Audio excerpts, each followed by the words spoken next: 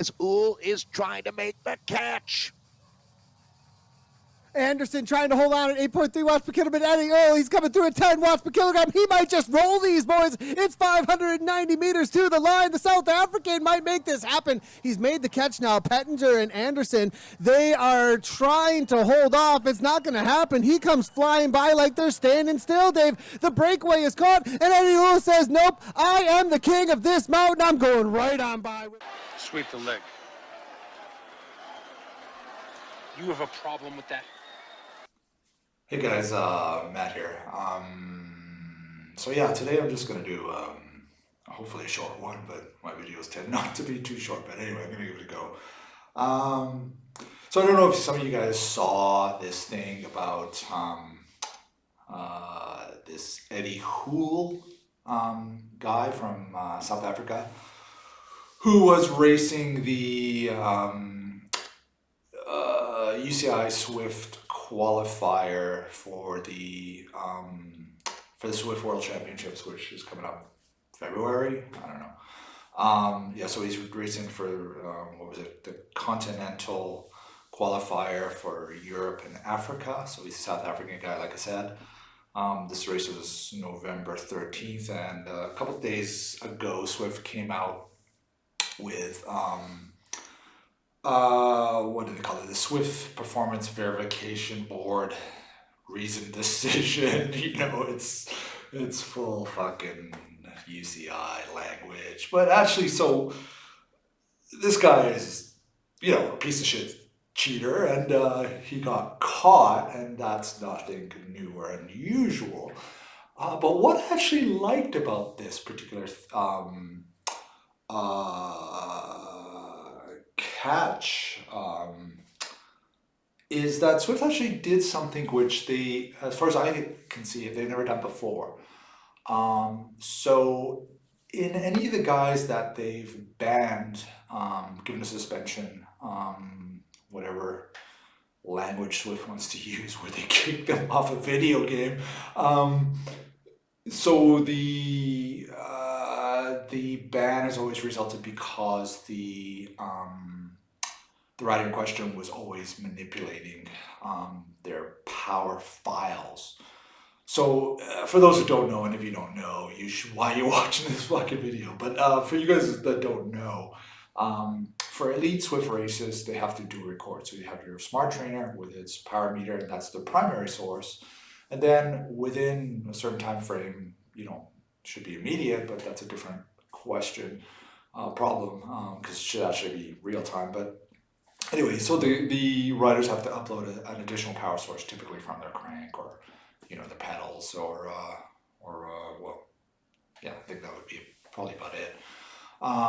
They have to upload that to Zwift Power, and that should verify that the two power files are in alignment. And typically how people have got busted before is because the two power files didn't line up, they would after the fact, you know, manipulate the power source, change the data.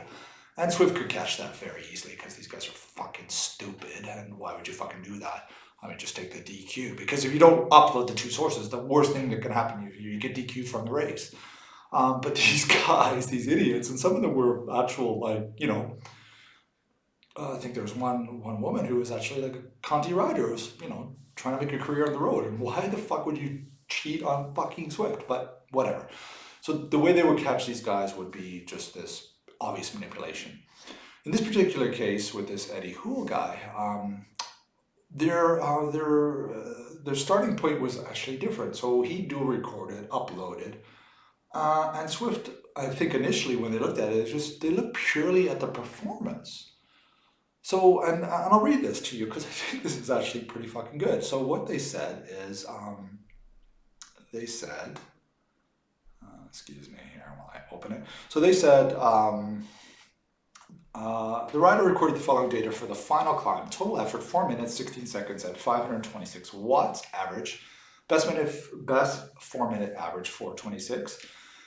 Given the rider's weight, this equates to a sustained average power of approximately 8.5 watts a kilo. Performance that requires a VO2 max of over 90 milliliters a minute per kilogram. 90! So, you know, that's it's Miguel Indurain, right? Like full octane Miguel Indurain, right? 90. Like we're talking Greg LeMond, we're talking Hugh, beyond Risadal, cross country skier. I mean, it's fuck off, like not just world class, like world best, like of a generation. And this guy just did on a Zwift race. I don't fucking know. So for comparison, these values are significantly greater than those that have been measured for Olympic pursuit champions and world record holders. No fucking shit.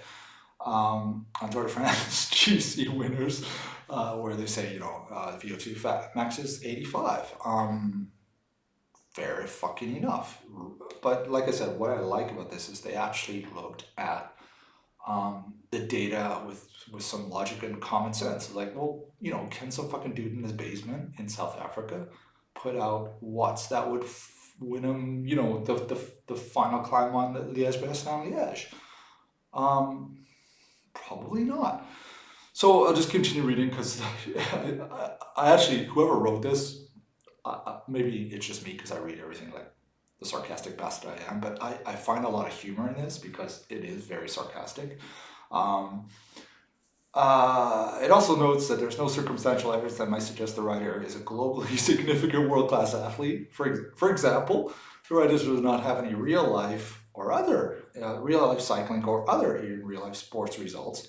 And they're just like, has no results, right? Never mind world class.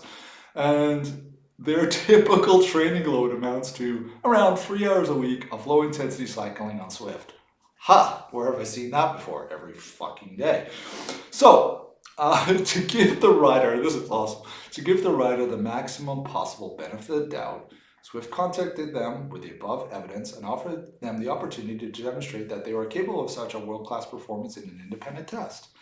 And this fucking guy said, bring it on. He actually did the test, which is awesome, dude. Way to go.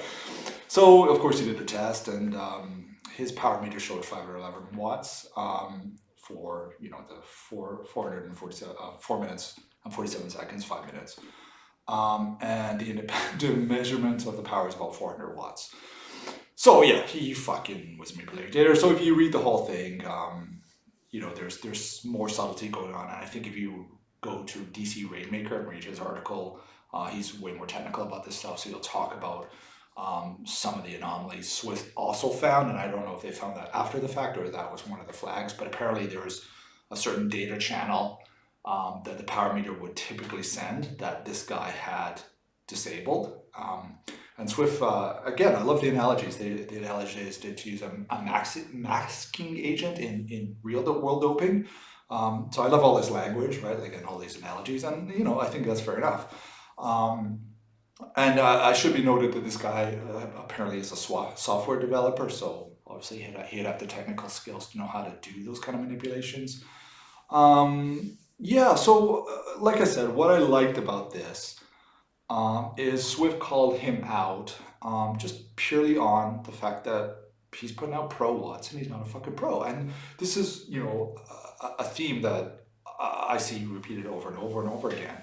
And I'm just glad that Zwift is actually taking that kind of real world approach where, and it's totally funny because there's this tautology really where, well, you're a world-class rider. Well, you're a world-class rider. I'm a world-class rider as Zwift. Okay. It's funny that Zwift is benchmarking their own platform. They're not taking that as face value. They're benchmarking that as the real world. I find that quite interesting and maybe certainly ironic, because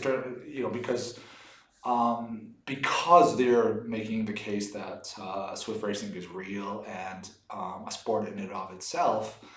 But then when they actually say, well, no, this guy has no real world power mares to justify the fact that he's putting out this much power in Zwift, I 100% agree with that.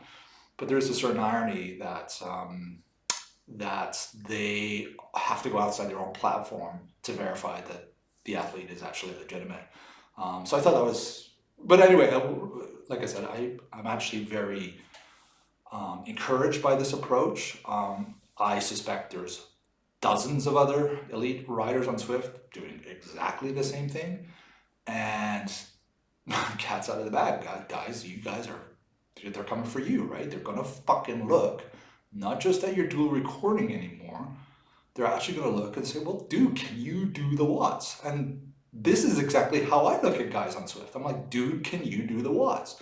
Because every time I go and look outside, and this goes from the lowest level shitty fucking guy who's, you know, a full fraud, who could barely even ride a bike outside, and then on Zwift he's doing 440 watts for 20 minutes.